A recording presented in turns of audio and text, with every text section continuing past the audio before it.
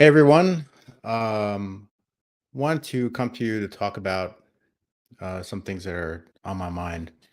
There are a number of ways that we can approach securing small businesses. In the past, it's largely been tactical around tooling, buying security software, installing in all the computers, firewall, etc., things like that.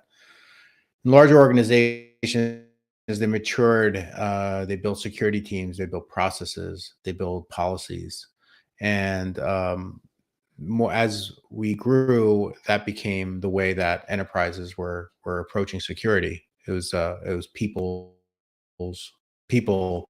process, and technology. Recently, I was reading a book by Rick Howard called "Cybersecurity First Principles." A reboot of strategy and tactics. Rick Howard is the CISO of the CyberWire, really good cybersecurity podcast that is accessible to technical people and non-technical people.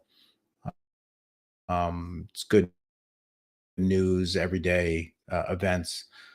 Rick also comes on and does some elements of that.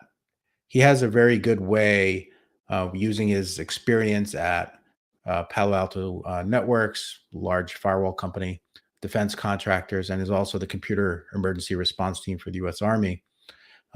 Vast bio. I'm just simplifying it, but he has a really a unique way of distilling down and making things understandable to not only technical folk but also non-technical folk. Uh, Mr. Howard's also a believer in bringing first principles to the area of cybersecurity and has been researching this for quite some time. This book that I mentioned is for primarily for cybersecurity practitioners and leaders. However, I think there are some benefits that we can gain and how to approach it for a small business. Uh, Rick believes that we talk about the idea uh, of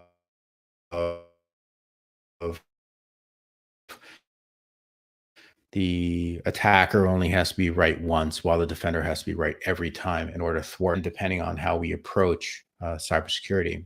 He larkens back to using the concept first brought out by Lockheed Martin called the cyber kill chain.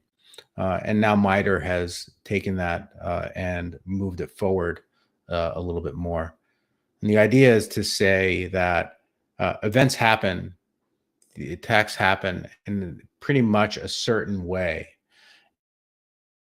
And although there are variations to it from different uh, uh, ways to approach it, that there are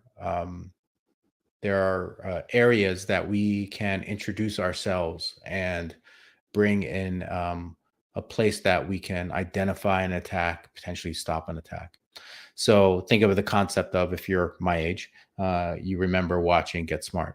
And so when at Maxwell Smart went into the bunker, he had to go through a series of different kinds of gates, each one being a little bit different, and in order to get to a secure facility. And in the same concept, we can identify areas along the chain, along this kill chain, to where we can attack this situation and identify a potential threat. And it may not necessarily mean we stop the threat in the beginning. Nothing is 100%, as they say, but we can along the way identify where something is, either stop it through automated means, tooling, etc., or it could be that it's a process that prevents something from going further because you've done something ahead of time, or there are people involved that actually identify an attack in progress and stop it. Obviously, you want to use your cheapest assets up front. That would be tooling. Processes are also very good in terms of maybe expensive in the beginning to put in place, but once they're in place, they pay for themselves over time. And again, the most expensive asset being people.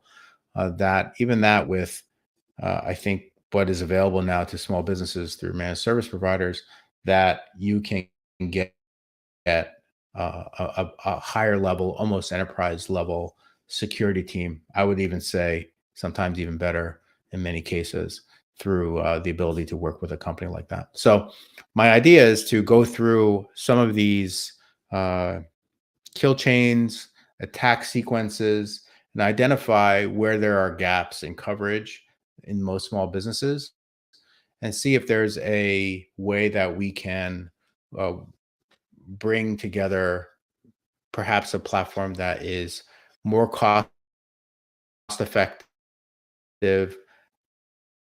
that is levels out to what a company can afford. So, you don't need to spend $1,000 to protect a $10 item, but perhaps there is a way that we can spend $100 to protect a $2,000 item. So that's in that range of what we're thinking about here. So hopefully you'll tune in as I come across these things, and we'll do that. If there's anything specific that, of course, that you're interested in discussing, um, uh, by all means, join me, comment, and we'll bring those to light as well. That you'd like to discuss, love to have you on as well. And I hope to see you soon, and be secure.